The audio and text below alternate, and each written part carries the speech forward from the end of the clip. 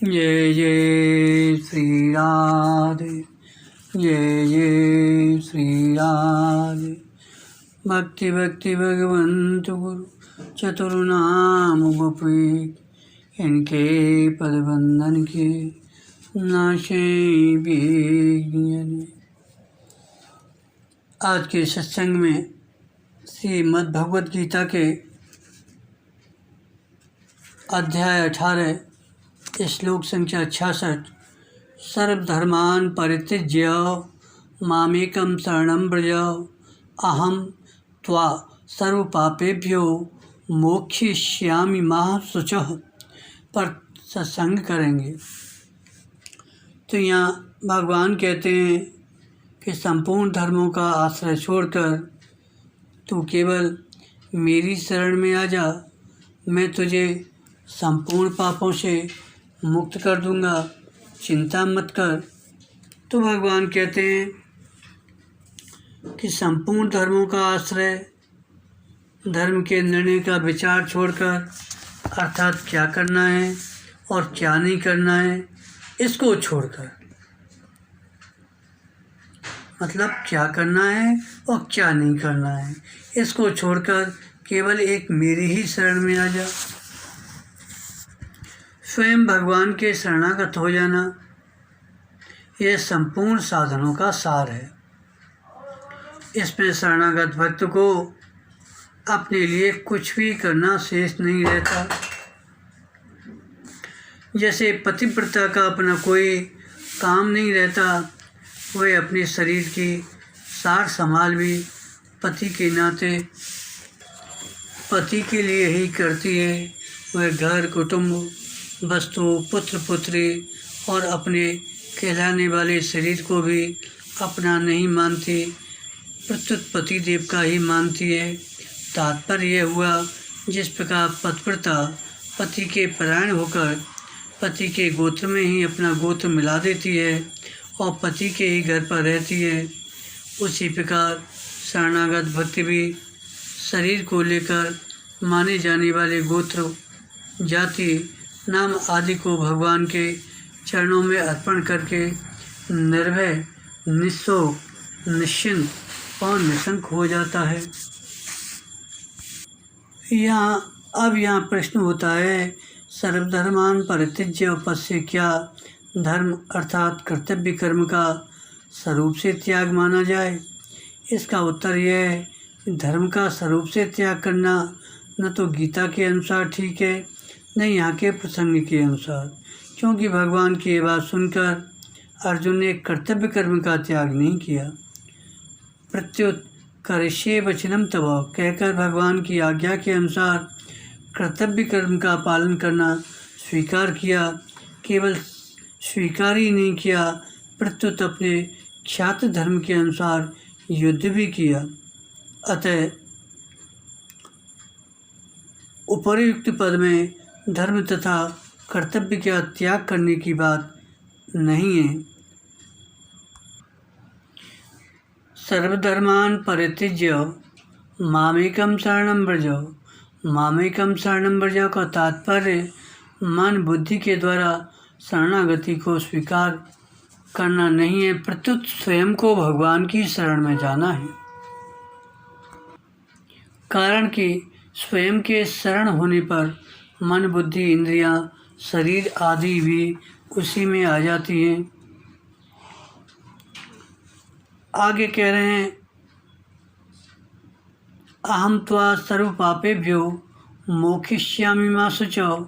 यहाँ कोई ऐसा मान सकता है, पहले अध्याय में अर्जुन ने जो युद्ध से पाप होने की बात कही थी, उन पापों से छुटकारा दिलाने का प्रलोभन भगवान ने दिया है, परंतु यह मान्यता युक्ति संगत नहीं है, क्योंकि जब अर्जुन सर्वथा भगवान के शरण हो गए तब उनके पाप कैसे रह सकते हैं और उनके लिए प्रलोभन कैसे दिया जा सकता है? उनके लिए प्रलोभन देना बनता ही नहीं। हाँ, पापों से मुक्त करने का प्रलोभन देना हो तो वह शरणागत होने के पहले ही दिया जा सकता है, शरणागत होने के बाद नहीं। यहाँ कह रहे हैं, मैं तुझे संपूर्ण पापों से मुक्त कर दूंगा। इसका भाव यह है, जब तू संपूर्ण धर्मों का आश्रय छोड़कर मेरी शरण में आ गया और शरण होने के बाद भी तुम्हारे भावों, वृत्तियों, आचरणों आदि में फर्क नहीं पड़ा, अर्थात उनमें सुधार नहीं हुआ, भगवत प्रेम, भगवत दर्शन आदि नहीं हुए, अपने में अयोग्यता, निर्बलता आदि मालूम होती है, तो भी उनको लेकर तुम चिंता या भय मत करो। कारण कि जब तुम मेरी शरण में अनन्य शरण हो गए तो वह कमी तुम्हारी कमी कैसे रही, उसका सुधार करना तुम्हारा काम कैसे रहा, वह कमी मेरी कमी है। अब उस कमी को दूर करना, उसका सुधार करना प्रभु कह रहे हैं मेरा काम रहा। तुम्हारा तो बस एक ही काम है, वह काम है निर्भय, निशोक, निश्चिंत और निशंक होकर मेरे चरणों में पड़े रहना। परंतु अगर तेरे मन में भय, चिंता, वहम आदि दोष आ जाएंगे तो वे शरणागति में बाधक हो जाएंगे, सब भार तेरे पर आ जाएगा। शरण होकर अपनी पर भार लेना शरणागति में कलंक है। जैसे विभीषण भगवान राम के चरणों की शरण हो जाते हैं तो फिर विभीषण के दोष को भगवान अपना ही दोष मानते हैं। एक समय विभीषण जी समुद्र के इस पार आए, वहाँ विप्रघोष नामक गांव में उनसे एक अज्ञात ब्रह्म हत्या हो गई। इस पर वहाँ के ब्राह्मणों ने इकट्ठे होकर विभीषण को खूब मारा पीटा, पर वे मरे नहीं। फिर ब्राह्मणों ने उन्हें जंजीरों से बांधकर जमीन के भीतर एक गुफा में ले जाकर बंद कर दिया। श्री राम जी को विभीषण के कैद होने का पता लगा तो वे पुष्पक विमान के द्वारा तत्काल विप्रघोष नामक गांव में पहुंच गए। वहां विभीषण का पता लगाकर उनके पास गए। ब्राह्मणों ने राम जी का बहुत आदर सत्कार किया और कहा, महाराज इसने ब्रह्म हत्या कर दी है, इसको हमने बहुत मारा पर यह मरा नहीं। भगवान राम ने कहा, हे ब्राह्मणों, विभीषण को मैंने कल्प तक की आयु और राज्य दे रखा है, वह कैसे मारा जा सकता है और उसको मारने की ज़रूरत ही क्या है, वह तो मेरा भक्त है, भक्त के लिए मैं स्वयं मरने को तैयार हूँ। दास के अपराध की जिम्मेवारी वास्तव में उसके मालिक पर ही होती है, अर्थात मालिक ही उसके दंड का पात्र है। अतः विभीषण के बदले में आप लोग मेरे को दंड दें। भगवान की ये शरणागत वत्सलता देखकर सब ब्राह्मण आश्चर्य करने लगे और उन सब ने भगवान की शरण ले ली। यहाँ भगवान कहते हैं, माँ शुचः, मेरे शरण होकर तू चिंता करता है, ये मेरे प्रति अपराध है, तेरा अपमान है और शरणागति में कलंक है। मेरे शरण होकर भी मेरा पूरा विश्वास भरोसा न रखना ही मेरे प्रति अपराध है। अपने दोषों को लेकर चिंता करना वास्तव में अपने बल का अपमान है, क्योंकि दोषों को मिटाने में अपनी सामर्थ्य मालूम देने से ही उनको मिटाने की चिंता होती है। हाँ, अगर दोषों को मिटाने में चिंता न होकर दुख होता है तो दुख होना इतना दोष नहीं है। जैसे छोटे बालक के पास कुत्ता आता है तो वह कुत्ते को देखकर रोता है, चिंता नहीं करता, ऐसे ही दोषों का न सुहाना दोष नहीं है, परंतु चिंता करना दोष है। चिंता करने का अर्थ यही होता है कि भीतर में अपने छिपे हुए बल का आश्रय, और यही तेरा अपमान है। मेरा भक्त होकर भी तू चिंता करता है तो तेरी चिंता दूर कहाँ होगी। लोग भी देखेंगे तो यही कहेंगे, यह भगवान का भक्त है और चिंता करता है, भगवान इसकी चिंता नहीं मिटाते। तू मेरा विश्वास न करके चिंता करता है तो विश्वास की कमी है तेरी, और कलंक आता है मेरे पर, मेरी शरणागति पर, इसको छोड़ दे। बात यह है, प्रभु कहते हैं, तेरी भाव वृत्तियाँ आचरण शुद्ध नहीं हुए तो भी तू इनकी चिंता मत कर, इसकी चिंता मैं करूँगा। शरणागत होने के बाद भक्त को लोक परलोक, सदगति, दुर्गति आदि किसी भी बात की चिंता नहीं करनी पड़ती। शरणागत भक्त मैं भगवान का हूँ और भगवान मेरे हैं, इस भाव को दृढ़ता से पकड़ लेता है, स्वीकार कर लेता है, तो उसके भय, शोक, चिंता, शंका आदि दोषों की जड़ कट जाती है। कारण कि भक्ति की दृष्टि से सभी दोष भगवान की विमुखता पर ही टिके रहते हैं। भगवान के सन्मुख होने पर भी संसार और शरीर के आश्रय के संस्कार रहते हैं, जो भगवान के संबंध की दृढ़ता होने पर मिट जाते हैं। उनके मिटने पर सब दोष भी मिट जाते हैं। भगवान भक्त के अपनेपन को ही देखते हैं, गुणों और अवगुणों को नहीं। अर्थात भगवान को भक्त के दोष देखते ही नहीं, उनको तो केवल भक्त के साथ जो अपनापन है वही दिखता है। कारण कि स्वरूप से भक्त सदा से ही भगवान का है।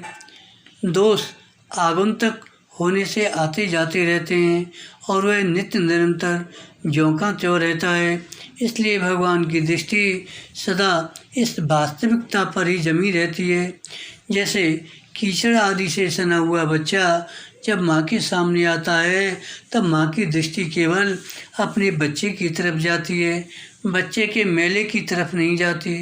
बच्चे की दृष्टि भी मेले की तरफ नहीं जाती, माँ साफ करे या न करे, पर बच्चे की दृष्टि में तो मेला है ही नहीं, उनकी दृष्टि में तो केवल माँ ही है। द्रौपदी के मन में कितना द्वेष और क्रोध भरा हुआ था, जबकि दुशासन के खून से अपने केस धोऊंगी तभी केस को बांधूंगी, परंतु द्रौपदी जब भी भगवान को पुकारती है भगवान चट आ जाते हैं, क्योंकि भगवान के साथ द्रौपदी का गाढ़ अपनापन था। शरणागत भक्त को अपने लिए कभी किंचित मात्र भी कुछ करना शेष नहीं रहता, क्योंकि उसने संपूर्ण ममता वाली वस्तुओं सहित अपने आप को भगवान के समर्पित कर दिया, जो वास्तव में प्रभु का ही था। अब करने कराने आदि का सब काम भगवान का ही रह गया। ऐसी अवस्था में वह कठिन से कठिन और भयंकर से भयंकर घटना परिस्थिति में भी अपने पर प्रभु की महान कृपा देखकर सदा प्रसन्न रहता है, मस्त रहता है। भगवान जो कुछ भी विधान करते हैं, भगवान जो कुछ भी विधान निश्चित करते हैं, वह संसार मात्र के संपूर्ण जीवों के कल्याण के लिए ही करते हैं। बस भगवान की इस कृपा की तरफ जीवन की दृष्टि हो जाए तो फिर उनके लिए क्या करना बाकी है। जीवों के हित के लिए भगवान के हृदय में एक तड़फन है, इसलिए भगवान सर्वधर्मान परित्यज्य मामेकम शरणम भजो वाली अत्यंत गोपनीय बात कह देते हैं। कारण कि भगवान जीव मात्र को अपना मित्र मानते हैं। शरणागत भक्त को तो ऐसी चिंता भी कभी नहीं करनी चाहिए, कभी भगवान के दर्शन नहीं हुए, भगवान के चरणों में प्रेम नहीं हुआ, अभी वृत्तियाँ शुद्ध नहीं हुई आदि। इस प्रकार की चिंताएं करना मानो बंदरी का बच्चा बनना है।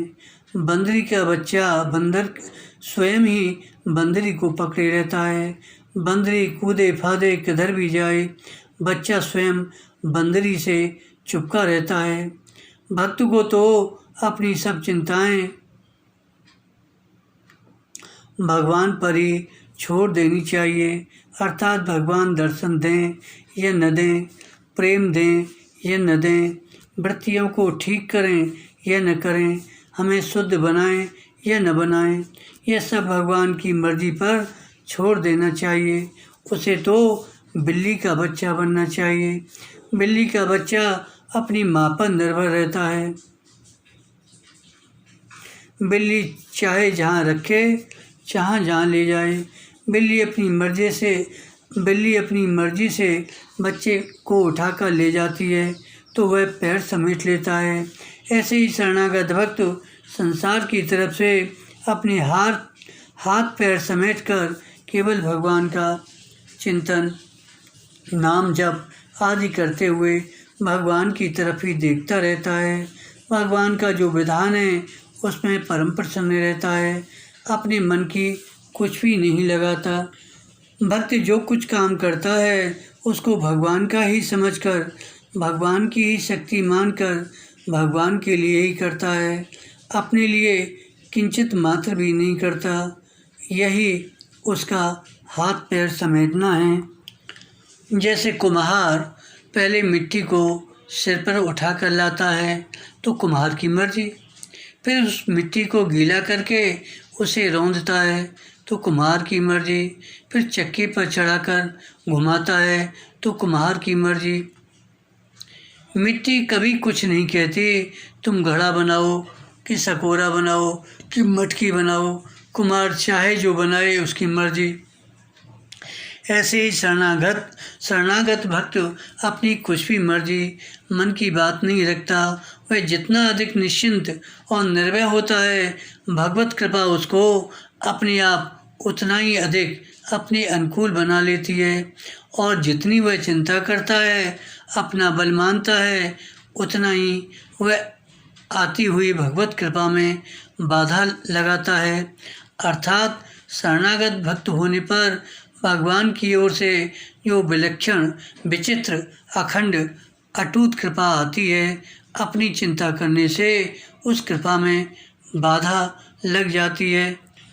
जैसे चलती हुई चक्की के भीतर आने पर सभी दाने पिस जाते हैं, परंतु जिसके आधार पर चक्की चलती है, उस कील के आसपास रहने वाले दाने ज्यों के त्यों साबुत रह जाते हैं।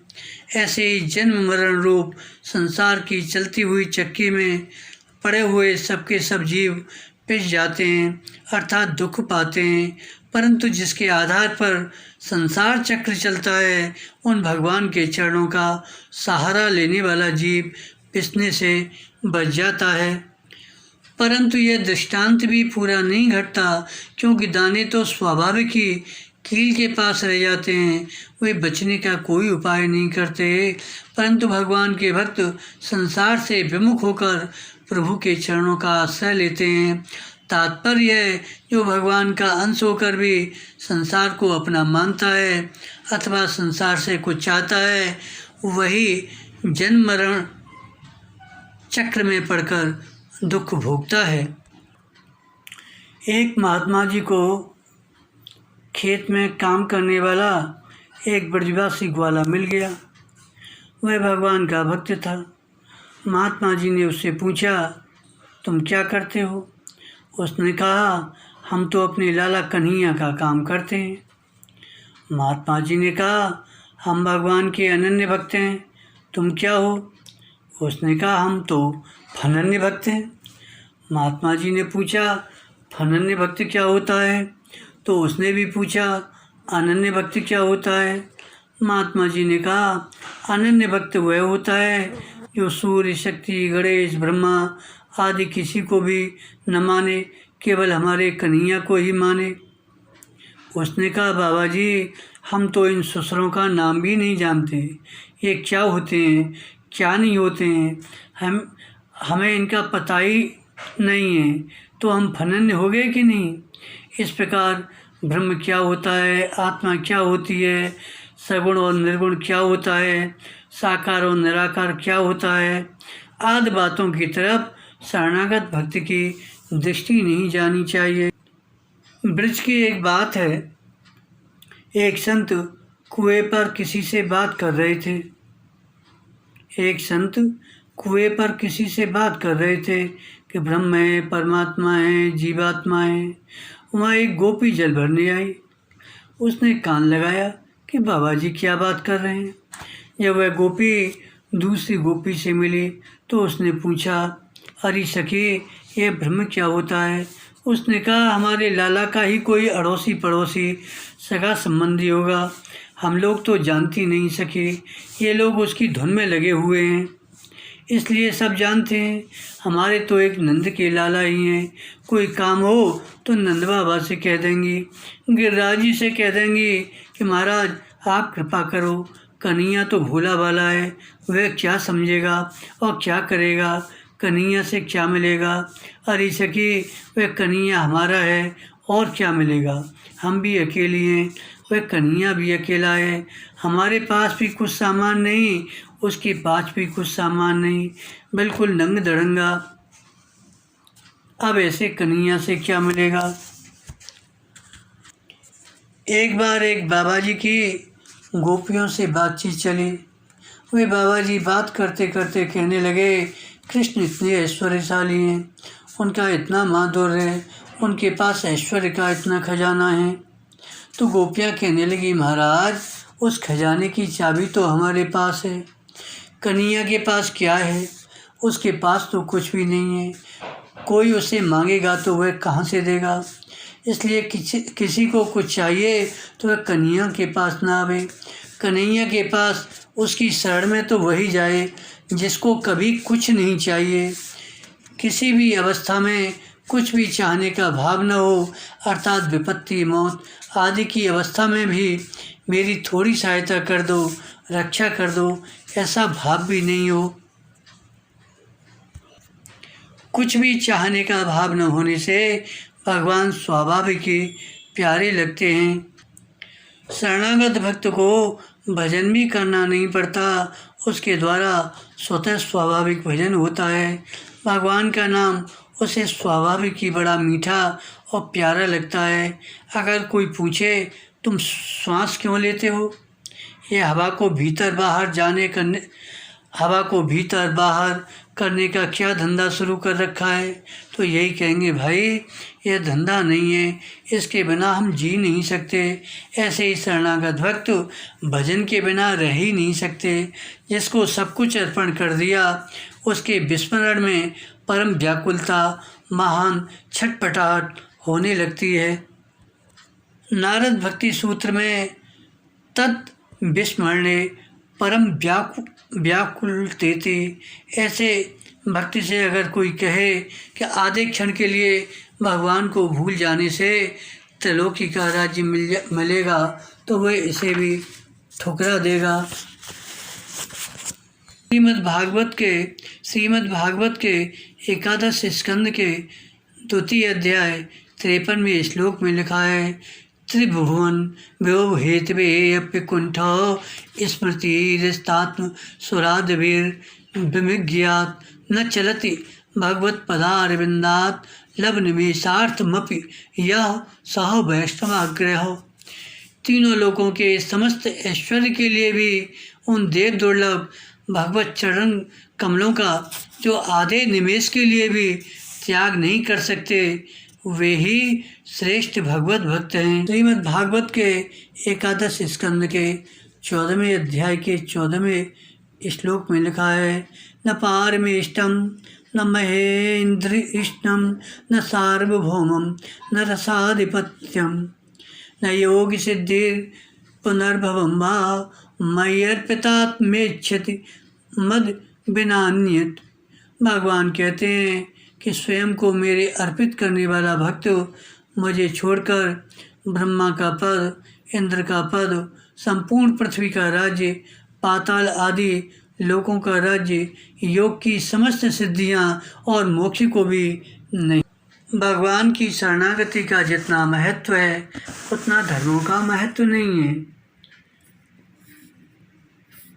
कर्तव्य कर्म अपने वर्णाश्रम को लेकर होता है, अतः उसमें शरीर की मुख्यता रहती है, परंतु शरणागति स्वयं को लेकर होती है, अतः उसमें भगवान की मुख्यता रहती है।